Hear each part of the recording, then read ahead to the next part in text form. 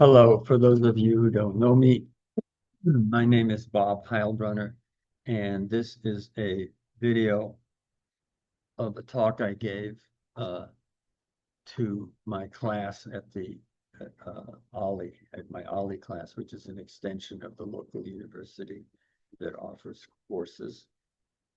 And this is class 5 in a course that's called Support for Living a Meaningful Life in Dark Times. And that's meant to provide support, community, and an intellectual framework to help people who are in grief, disbelief, and various forms of shock in terms of the MAGA experience and the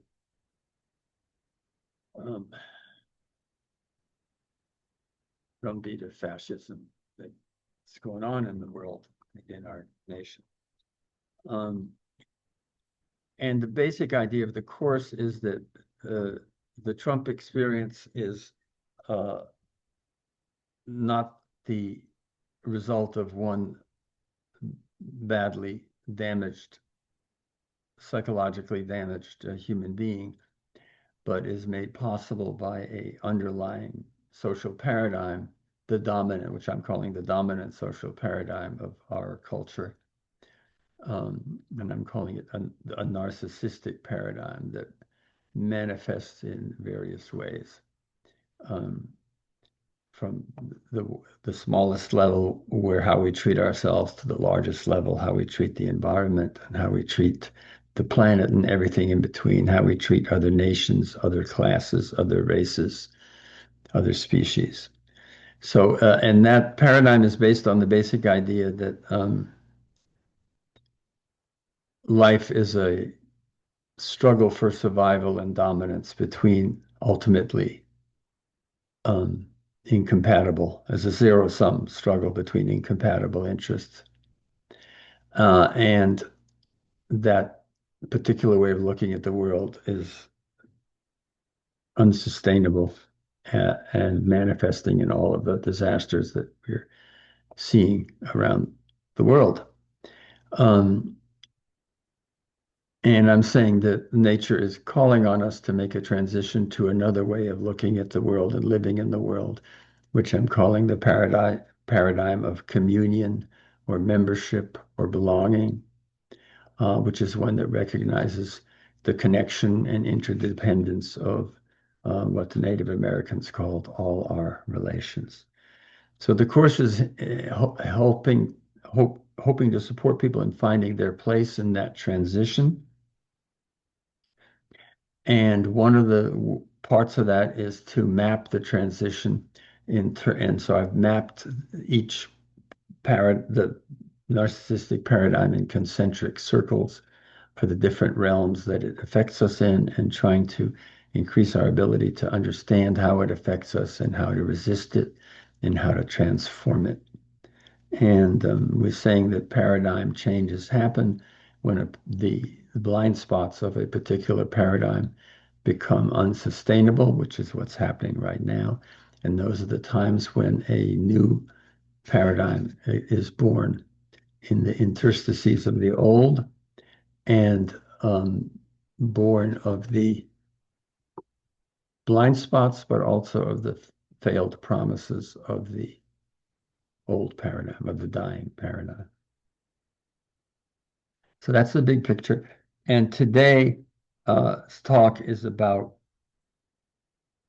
fascism, which is the way that the narcissistic paradigm manifests on the political and social realm. So fascism is narcissism on the political and social level, in that realm. Fascism, like narcissism, is a delusion which fails to recognize the fundamental conditions of life on the planet, and therefore fails to provide a successful way of living in the real world. Now, as I said, narcissism sees every polarity as a struggle for dominance, us versus them. And you fight on one side to defeat and destroy the other. And the communion sees polarities not as a death fight, but as aspects or parts of a whole, and seeks to find the unity that underlies that whole. For instance, the individual and society.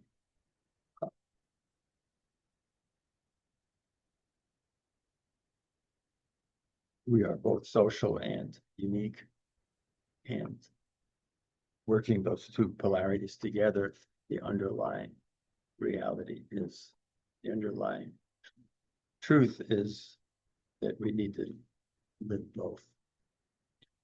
So I had a dream a while ago.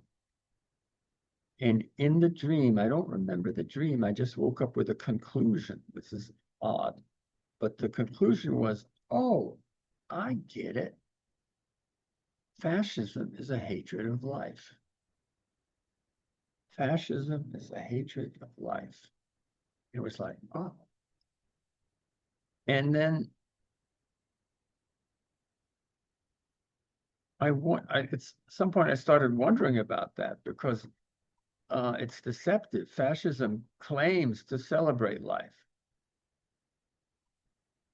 But what it celebrates is victory, health, robustness, physical power, beauty, fertility, vigor, dominance, virility. They weren't even anti-sexual because they wanted to breed more of the master race, the Nazi form of fascism, the German form of fascism. So on the face of it, they would say they celebrate life, and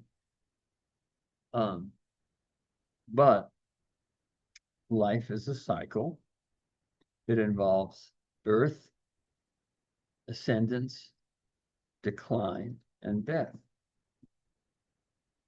in which death is the fertile ground for the ongoing birth of the next thing. Death is a conditioned life. So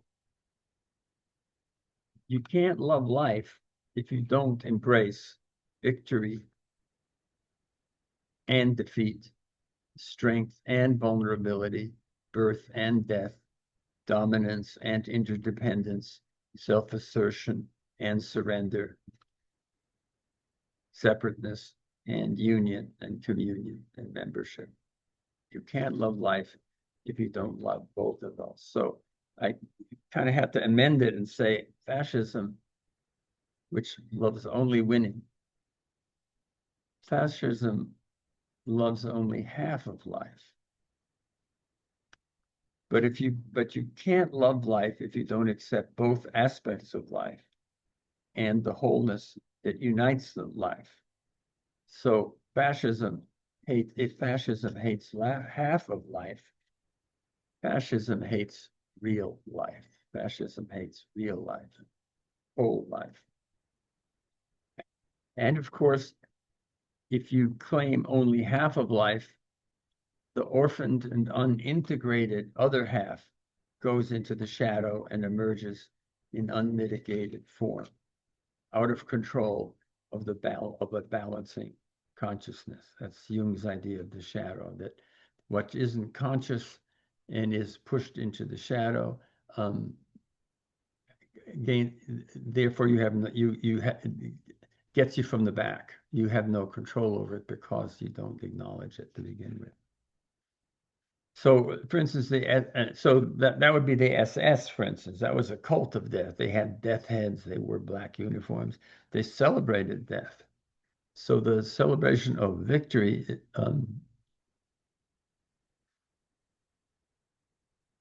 is wanting to put death, but of course put death on the other, not your own death, not your own vulnerability, but the death for the other. So, but the SS was a cult of death that rains destruction on the other. Now, Hitler's book, a famous little book, was called The Triumph of the Will. the triumph of the will, and it advocates victory of the will, the Willen, over weakness, vulnerability, soft-heartedness, empathy, surrender, basically over feelings and basically over love. Fascism rejects the vulnerable parts of the self and projects those denied qualities onto the other, where it can defeat it, despise it, vanquish it, shame it, exterminate it, genocide it. I'm going to need my glasses to look at something here. Oh, yeah. Well, no, I'll say that later. So, so Hitler's narcissism, his internal psychology, was projected onto the world scale. Now, I've been fascinated by this question. If the only thing you value is victory, triumph, and domination, how do you handle losing? And we've seen with Trump how he handles losing. He simply can't imagine it, can't take it in that he could lose. But how does a philosophy and a national adventure based on winning, if your only value is winning, how do you deal with losing? And what's interesting is there's a movie about that. It's called Downfall. It stars Bruno Ganz. And it's a well-documented, it's a fiction movie, but it's based on a very well-documented movie because it's based on the journals of young women who were asked, they weren't particularly Nazis, but they weren't particularly anti-Hitler either. But they were young secretaries who were asked into the bunker where Hitler lived. Hitler spent his last days. Hitler and the various other major Nazis, including Goebbels, spent their last days under the ruins of Berlin. So you cannot imagine being more defeated than Hitler, hunkered down in a bunker underground under the ruins of Berlin, the triumphant city that he was going to have his architects build, build buildings that celebrated the 1,000-year Reich. His people, the people who weren't Jews or gypsies or communists or socialists or Democrats, his people, digging for any scraps of food or anything they could find in the rubble, while the Russian army is at the gates of the city and coming and entering the city. And there is no German army. The German army consists of old men and 12-year-old, 11, 12, 13-year-old kids who are been given rifles and told to defend the homeland. So this is 9 years after the beginning of the 1,000-year Reich. And one of the things you'll notice in that is that narcissistic sociopaths, they can't stop. They have to dominate or die. They can't stop. So, of course, Hitler couldn't be satisfied when he conquered most of Europe. He had to conquer Russia instead, in addition, and got his butt whipped. So how does Hitler handle being as utterly defeated as he possibly could be? Now, needless to say, this was a wonderful growth experience for him. No. So the story of the movie is that the Nazi generals, these are hardened Nazi generals, keep coming into the bunker and saying, could you please surrender, because we are getting really, really tired of executing 90-year-old men and 12-year-old kids for desertion because they run from the Russian, well-armed Russian army, which is coming in. Please, don't make us execute these people. And Hitler won't do it. He won't do it. And at one point, Adolf Speer, who is the architect of his Nazi monuments, comes in and says to him, why won't you surrender? These are your people. These are your people. Why won't you spare them? And Hitler says, I thought and believed that the German peoples were victorious, were victors. And it turns out they were weak. They lost. They're losers. The German people that I thought were victors and tried to lead to victory turned out they were losers. They let me down. Let them die. So the German people let Hitler down. And as far as he's concerned, if the fighting spirit is gone, then they're useless. Let them die. He said, if their spirit is broken, who cares about their bodies?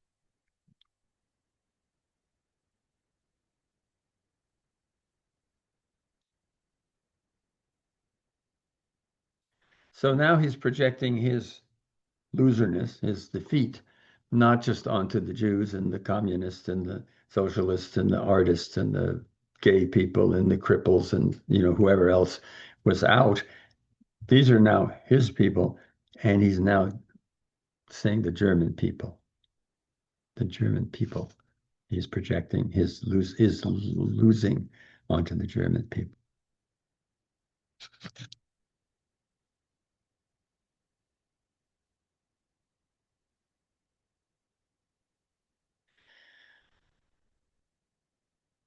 So there we see it, that the narcissistic psychology is the ground for fascism, and fascism is the political manifestation of the narcissistic paradigm.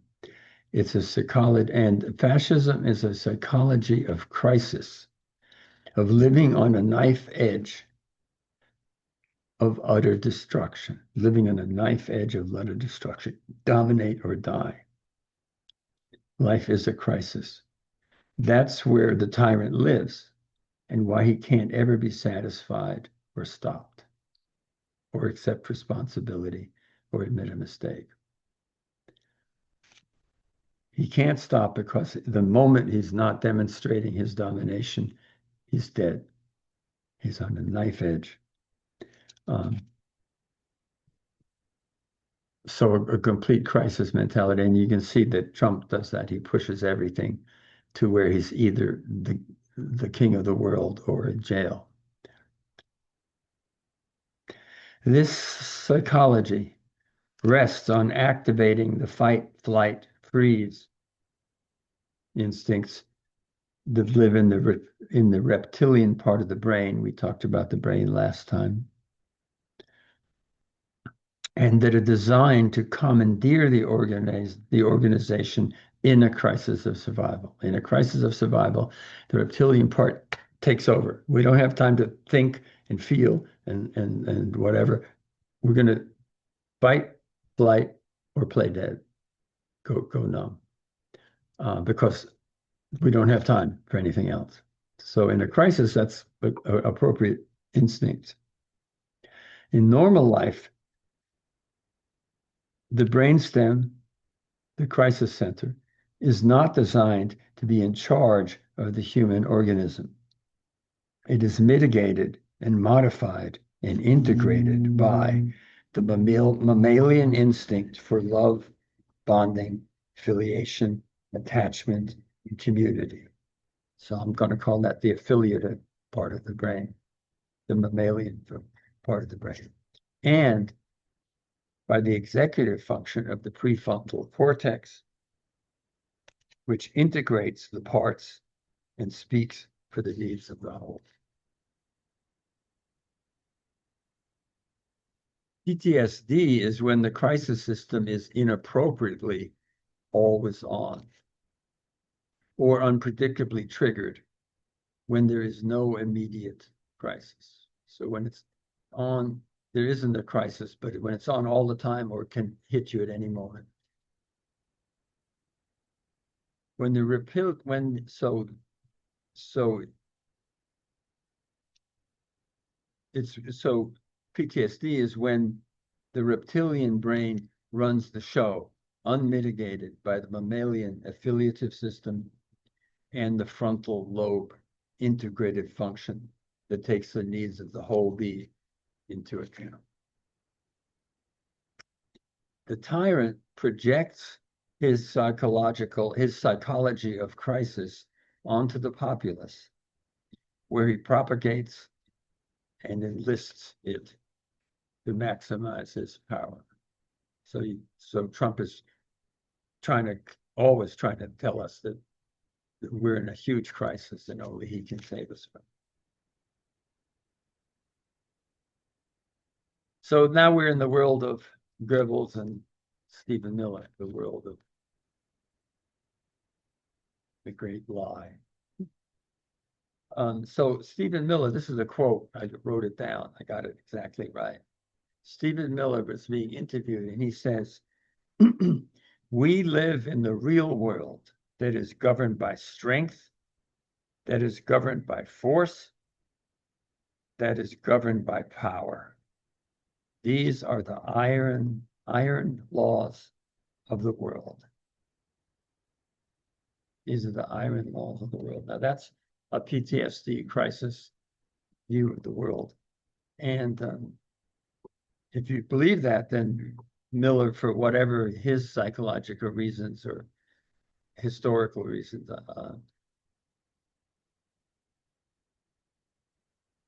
this is his way of saying he wants to get on the right side of the duality of dominate or die. The world is a duality of dominate or die, governed by strength. He wants to be on the right side. And he wants our nation to be on the right side. Now, that strategy is, of course, especially effective when an entire nation is suffering from PTSD. So it's well noted that Hitler came into power when Germany was recovering of the wounds of the merciless defeat in World War I, where they were asked to unconditionally surrender. We see it, I think, in the behavior of the right wing and the Netanyahu government in Israel, where the idea of never again, instead of meaning never again to anyone, means never again to us, to the Jewish people and the Jewish, and we're operating from that PTSD. The horrible irony that the Jewish state is not Jews, not the Jewish people. The Jewish state is committing a final solution to the Palestinian problem, doing genocide in Gaza. And it's also an explanation, I think, partly why we're vulnerable to it, because of the great dislocation that's happening in our society as the needs of ordinary people are not addressed and taken care of, and the country is run increasingly by a few oligarchical corporate powers. So, how do we heal our personal and collective and historical PTSD? Now, this is a repeat a little bit from what I said last week and touched on a little earlier in this talk. Our biological systems have evolved to help us live in a world that is both dangerous and beautiful.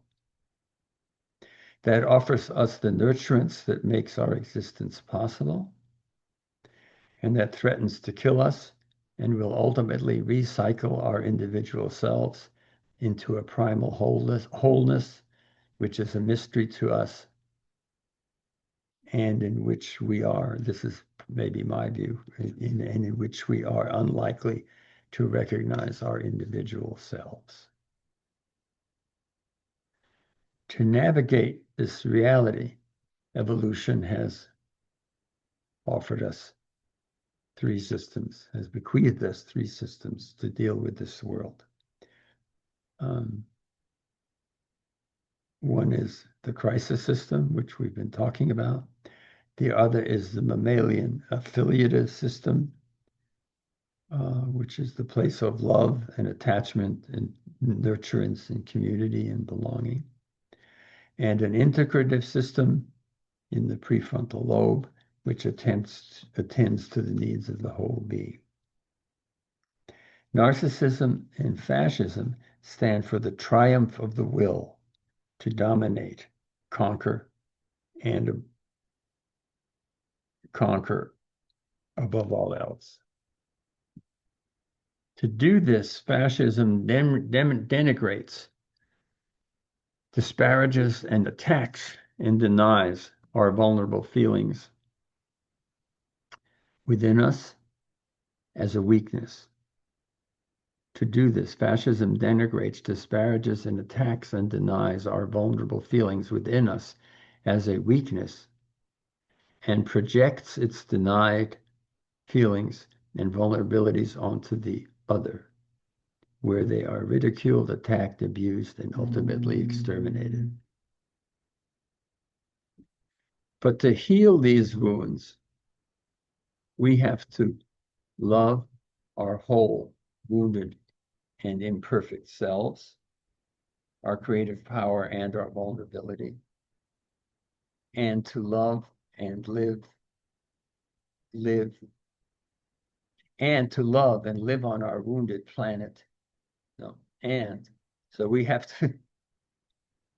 to heal these wounds. We have to love our whole, wounded, and imperfect selves, both our creative power and our vulnerability, and to love and live on our wounded and beautiful planet, and to love and live in a world where life ends in death, and death is the foundation of rebirth. We have to be willing to brave real life. But to embrace love, we have to embrace grief. And now I'm going to talk a little bit about grief. And I do this modestly in a way, because this is not really, this is not designed as a grief group. So I'm going to say it. If this touches on more feelings, than you want to deal with it this time, bow out. There's no need to do this. But to embrace love, we have to embrace grief, because love does not come without grief. And I learned that at a poignant level that I had never lived before when my son was born. And I realized I just couldn't, the overwhelming love, the gasping love that I felt for this little creature was inseparable from fear that something would happen to it and the awesomeness of my responsibility to protect and preserve and nurture him. But I got it that there's no love without fear. There's no love without an awareness of the potential of loss and grief. You can't brave the grief, you can't love. Now, Martín Prechtel, who is a Mayan shaman, has a bunch of books and videos about grief. And one of his talks is about, he says, we Mayans kind of can't believe how stingy you guys are with your grief, how buttoned up you are with your grief, you Americans. We make a big fuss about it. We scream and we holler and we cry and we beat drums and we dance and we even hire people to come by and scream and grieve and cry. And our whole community does that together. And he says, because grief is praise. Grief is love. Grief is your love of the one who died. And grief is praise and celebration of the one who died. He says, why would you be stingy with your praise? Grief is not wasted. Grief is a celebration of your love for the lost person.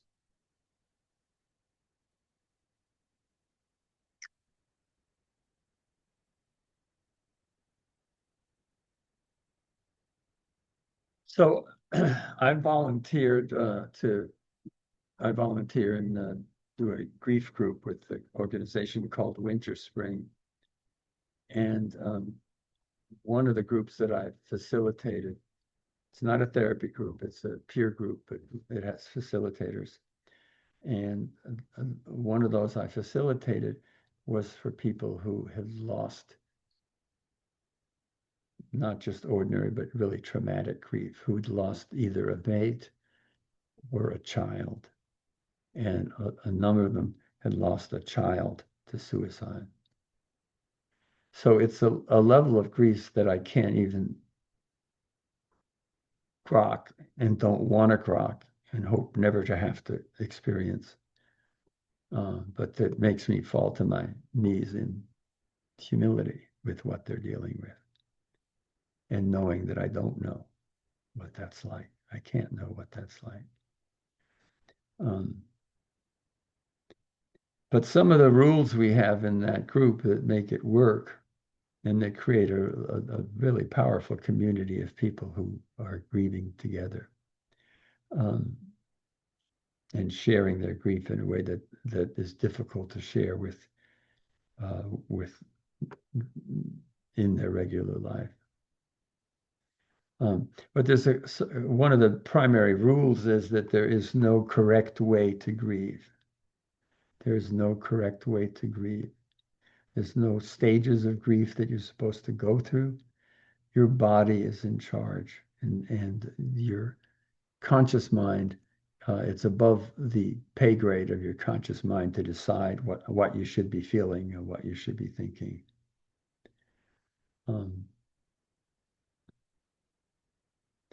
So if you're feeling numb, you're feeling numb. If you're feeling howling grief, you're feeling howling grief. If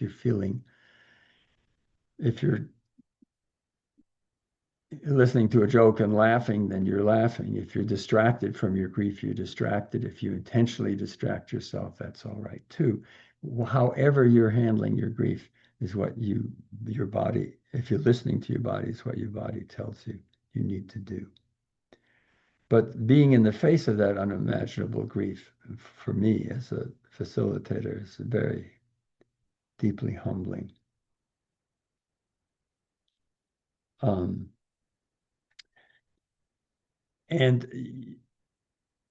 you certainly do not want to tell anyone else in grief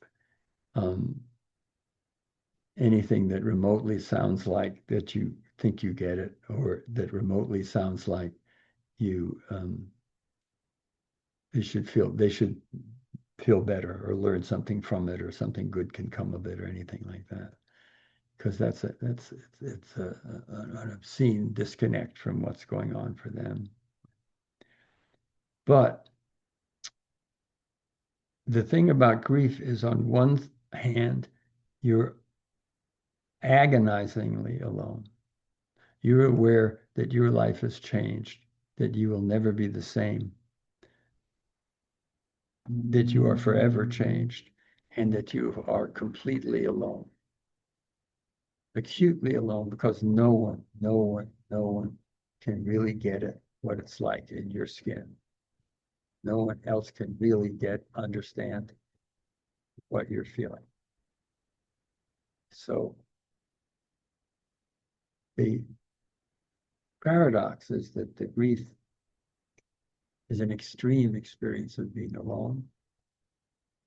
But also when you're in grief, you are deeply immersed in the human condition and connected with the life of the world.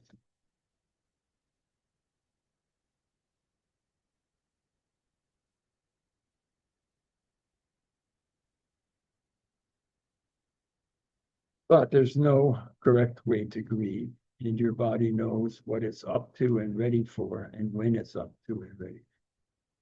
So it's really important to honor your defense, because your defense is protecting you and helping you titrate your exposure to your grief, helping you titrate it.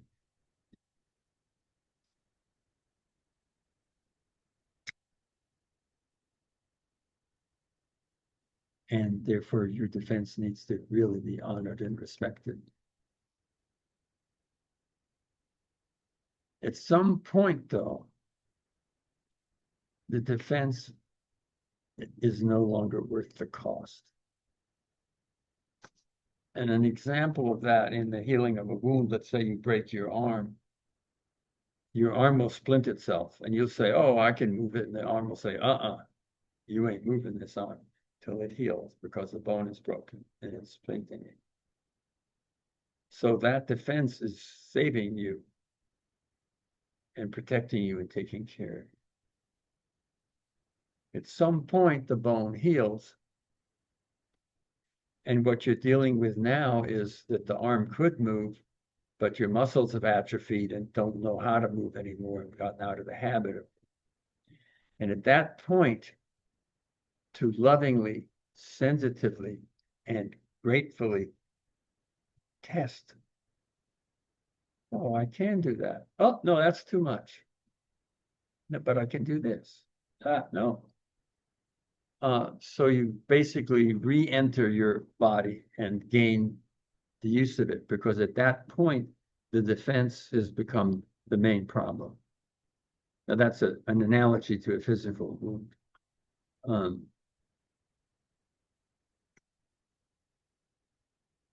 But you have to respectfully get movement back into your life, come back to life if you can. And thank your defense for everything it's done to protect you. It'd be a little bit like in relationship. You say you've been wounded in relationship and you've decided never again. And so your defense is like a Doberman, and when you get close to someone, the Doberman growls, and the person goes away, and you don't even know that your inner Doberman is chasing people away. So you have to turn to your Doberman, your defense, and say, listen, I know you think I'm going to be stupid. I know you think I can't take care of myself. I know you think I'm going to get hurt again, but give me a chance to try. Why don't you stand down just a little bit? I promise I'll check in with you again. I'm not going to ignore you, but let me just see what happens, and then I'll come back and we'll communicate. So that's just an analogy for treating one's defenses in a respectful and grateful way. But when we have enormous grief, we think that if we allow our grief, we will allow ourselves to feel our grief, we will fall forever into a bottomless black hole, that there is no bottom, and that we will fall forever into a black hole. And it's important to respect that fear and take that seriously. But it is a truth that feelings once experienced and acknowledged shift and change. Now, on a much lighter level, I remember hearing a program that's talked about, there was a dieting program, talked about changing with cravings. And it said, when you have a craving, don't just push it away and try to ignore it or override it. Surf it, which means allow the craving, experience the craving, ride the craving, surf the craving, and you will find that the craving has a natural rhythm, that it'll crest and it'll abate. And if you let yourself go through the full feeling, it will, at some point you will move on to something else.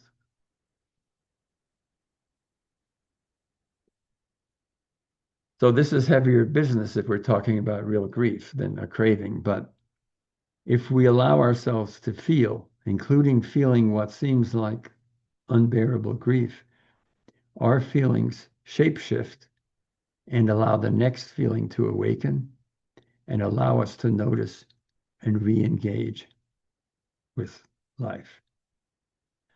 One person who's gone through enormous grief in the group said, you go on living until you live again. You just go on living until you live again. You plod until you have moments of being alive again.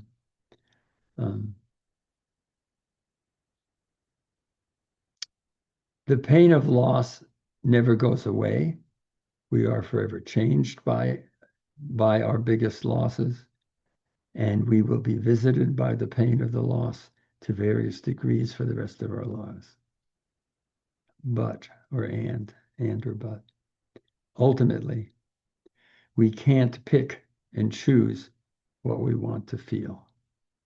Now, long before I was a therapist, there's a movie with Judd Hirsch, in which Judd Hirsch plays a psychiatrist. I don't remember the name of the movie. But there's a boy who feels guilty for having not rescued his brother when a boat capsized, and he survived and his brother didn't. And Judd Hirsch, the psychiatrist, says to him, if you won't let yourself feel the grief and the pain, you can't let yourself feel the joy. You either shut down or you allow yourself to be alive. But we don't have a fine-tuning thing where we can say, I like to feel all the joy and all the good stuff, but no, don't not, but spare me the bad stuff. We don't have that kind of fine-tuning available for us. So if you shut down your grief, you also shut down your curiosity, your gratitude, your wonder. You shut down the capacity to love life, to love others, to love the world, and to love yourself. Your grief lives with you. You will never be the same. It changes you forever. But if grief leaves you feeling uniquely, utterly, and hopelessly alone, because no one can fully be in your shoes, you can't cure or get over it, but you can integrate it. Because while you are, in some sense, acutely alone with your grief, when you experience grief, you are also deeply immersed in the human condition, deeply participating in your humanity and in life and in death on this fierce and beautiful planet. You are also deeply immersed in the human condition, deeply participating in your humanity and in the life and death on this fierce and beautiful planet. You are experiencing your deepest communion with the rest of life. Healing for grief, coming back to life on this planet, is finding your own unique way of integrating your unique aloneness with your deep immersion and participation in the whole of life as it really is. Not as you imagine it, not as you wish it would be, but the whole of life as it really is. and building an unconditional bond with yourself, with life. And then you are building an unconditional bond with yourself and with life as it truly is. To live in a vibrant participation with reality. Now, if you say anything about healing to someone in the early stages of grief or abusing, this is something for people to, everyone has to discover for themselves. But the experience of people who have been through great grief and grown from it is a feeling bigger, stronger, and more involved with life. So to excuse me, a vibrant participation with reality. To experience joy, wonder, and gratitude that is grounded in the reality of life on earth. Not hearts and flowers, not, oh, everything turns out good and everything, no. To experience joy, wonder, and gratitude that is grounded in the reality of life on earth. And to experience your community with everything that lives and thus grow your compassion for thy suffering. Okay, to experience joy, wonder, and gratitude that is grounded in the reality of life on earth, and to experience your community with everything that lives, and thus grow your compassion for a suffering world, and to grow big enough to contain all of it. Hallelujah anyway. I love that expression. Hallelujah anyway.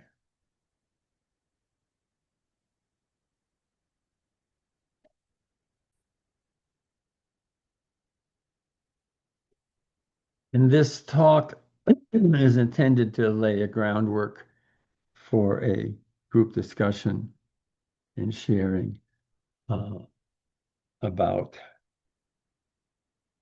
how different members of the class have found ways to integrate, to found their way to hallelujah anyway, to find a way to integrate sorrows and griefs and fears of life with joy and beauty and